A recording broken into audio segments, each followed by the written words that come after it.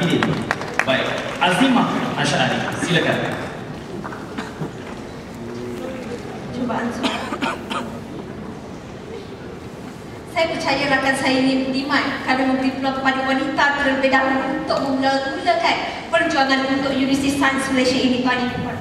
Baiklah, hari ini saya akan bersama-sama anda untuk menganalisis asas dan perjuangan di Kabinet Kerajaan Pembuka maupun pembangkang pembuka yang dimulai oleh Datuk Adik ini, tuan yang diperlukan. Baiklah, isu yang cukup asas di kabinet mereka sebenarnya bermula dengan dasar perswastaan. Kata mereka hari ini kerajaan tidak mampu sehingga terpaksa mengambil tindakan untuk menswastakan sesetengah industri yang telah pun diambil oleh kerajaan ini, tuan yang diperlukan. Persoalan kepada sisi dewan yang tidak pernah dijawab oleh Datuk Adik Aiman dan juga Datuk Afifah ini, tuan yang diperlukan. Ada tiga perkara. Kenapa kerajaan hari ini tidak mampu untuk melaksanakan ataupun memilik negarakan industri barangan kawalan, tuan yang diperlukan. Mereka sekadar menyatakan kepada kita, ya, kerajaan tidak mampu, yang akhirnya membawa kepada tindakan perswastaan. Namun apakah puncanya tidak diceritakan dengan tepat oleh mereka. Dan yang kedua, tuan yang diperlukan, kata mereka dasar perswastaan akan menyelesaikan isu yang diperjuangkan oleh kabinet kerajaan.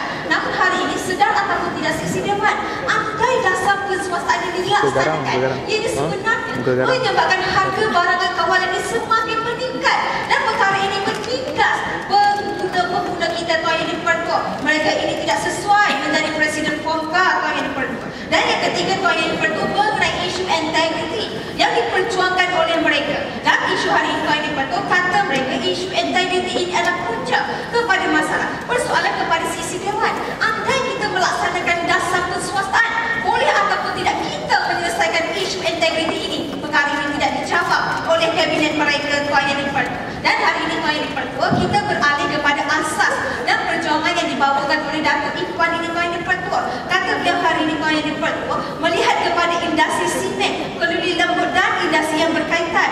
Benar, perkara ini merupakan isu yang perlu diperjuangkan.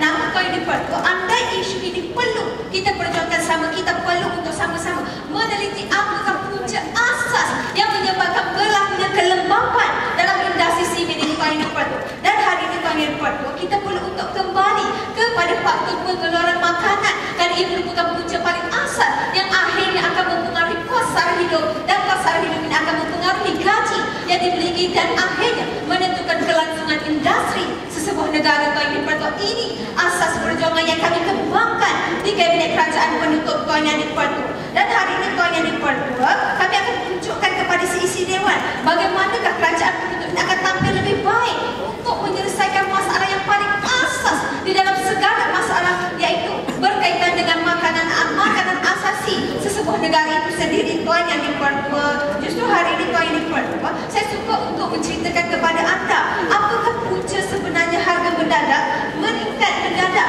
terutamanya pada musim perayaan, tuan yang diperlukan. Menurut Datuk Ismail Sabri Yaakob yang sedang duduk bersama kita, tuan yang diperlukan, dalam perbincangan bersama Gabungan Persatuan Barang-Barang Projek Malaysia dengan Ketua Setiausaha Datuk Muhammad Zain Muhammad Nur, katanya terdapat tiga isu utama kenaikan harga barang. Pertama, tuan yang diperlukan, sorok barang, jualan di pasaran gelap, dan ketiga, pemantauan yang lemah di peringkat bawah yang akhirnya menyebabkan semua industri terjejas kerana apa?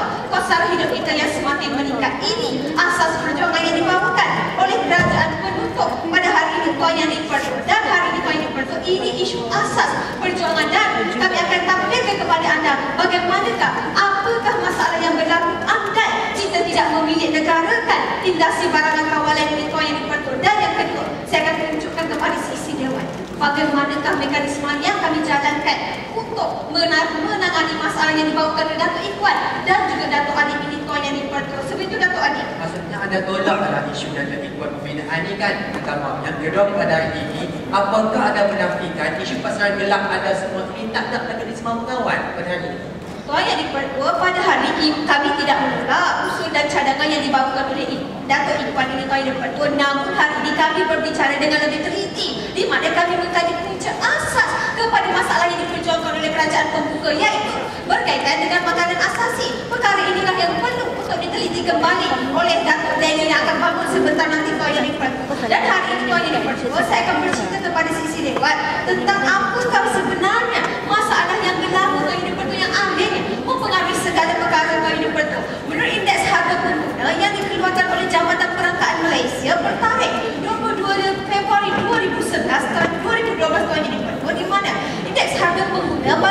Kacang. 2012, maaf tersasar yang berhormat, meningkat sebanyak 2.7% kepada 104.5 daripada 1.8 pada Januari tahun sebelumnya iaitu 2011 kali lipat. Dan kenaikan paling mendadak dalam bulan utama berwajaran tinggi ialah indeks makanan dan minuman. Peningkatan terus daripada semasa ke semasa iaitu kali lipat daripada Januari 2011 sebanyak 1.2 kepada Disember 2011 sebanyak 1.4 dan Januari sebanyak 1.4 kali lipat dan kumpulan makanan dan minuman ini menyumbang kepada kenaikan indeks harga pengguna kita pada hari kali lipat. Ini masalah dan isu yang berlaku yang akhirnya mempengaruhi kos sara hidup seseorang individu ini kali lipat dan kita perlu sedar apabila industri menentukan harga gaji ini sebenarnya adalah berlandaskan kepada kos sara hidup sesuatu masyarakat itu sendiri kali lipat. Seperti contohnya kali lipat di Vietnam yang mempunyai kos sara hidup yang lebih rendah menyebabkan gaji mereka juga lebih rendah kali lipat. Ini masalah dan bagaimanakah mekanisme kami untuk mengatasi masalah ini kali lipat? Pertama, penubuhan Suruhanjaya Penjelasan Barang Kawalan yang diangkuti oleh kerajaan, NGO, masyarakat dan juga polis diraja Malaysia ini kali lipat. Apakah bidang kerja untuk Suruhanjaya yang kami cadangkan kepada institusi Dewan untuk mengatasi segala masalah ini kali lipat? Pertama, pemantauan mengenai harga dan kualiti barang kawalan melibatkan semua agensi kali lipat. Penjelasan harga dan kualiti daripada semasa ke semasa, penjelasan harga barang bersesuaian dengan kos sara hidup secara merata.